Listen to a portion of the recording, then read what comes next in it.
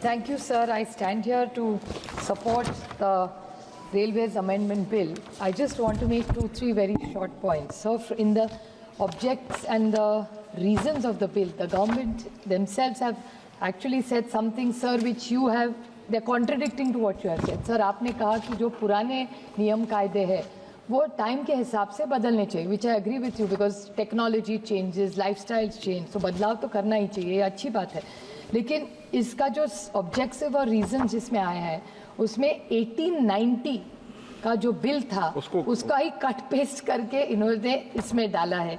And so really what is the purpose? It's a good conversion. Cut and paste, अच्छी चीज़ें भी पुरानी हो तो भी लेनी चाहिए, but what is really the purpose and what is happening sir कि हम सब सारी पावर गवर्नमेंट के साथ ही रहेगी, तो जो यंत्रणा होगी वो गवर्नमेंट कंट्रोल्ड ही होगी. तो अपना शायद ऐसा एक इम्प्रेशन हम सबको लग रहा है, शायद गलत भी हो, लेकिन अगर मंत्री जी हमें समझा दे तो ज़्यादा अच्छा होगा कि पार्लियामेंट की पावर कम हो जाएगी जब इस पे और डिबेट होगा. तो अगर हमको समझा दे कि ये करने, what was the reason to do this, what was the real idea of doing this.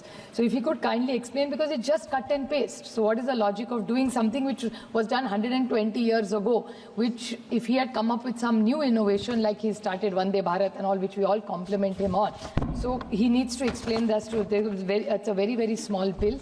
We support it, but I have 2-3 suggestions to the honorable minister while he's bringing a lot of these changes, that the safety should be a high point of any railways.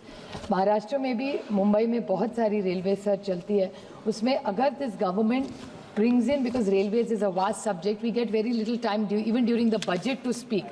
इस बार ये bill आया और आपने DSC में ज़्यादा time दिया, इसलिए थोड़ा हम बात भी कर सके इस bill pay. But if every session at least once or twice years, railways is something which is very close to all our hearts. So if this government could allow a detailed discussion on all the innovation they are doing and the experiences we are having, like Vande Bharat is a very welcome thing, but मेरे निर्वाचन क्षेत्र में रुकती ही नहीं है sir. सो दिखने में बहुत अच्छी है लेकिन सुविधा मेरे निर्वाचन क्षेत्र को नहीं मिलती. सो ऐसे अगर चर्चा रेलवेज पे हो जाए, and specially senior citizens, what they have mentioned also in this bill, कि जो प्री कोविड स्टेटस था सीनियर सिटीजन्स के लिए, आज सुबह भी जो जवाब आया उसमें उन्होंने कहा कि हम काफ़ी डिस्काउंट्स दे रहे लोगों को, 43 या 48% सुबह जवाब में दिया है.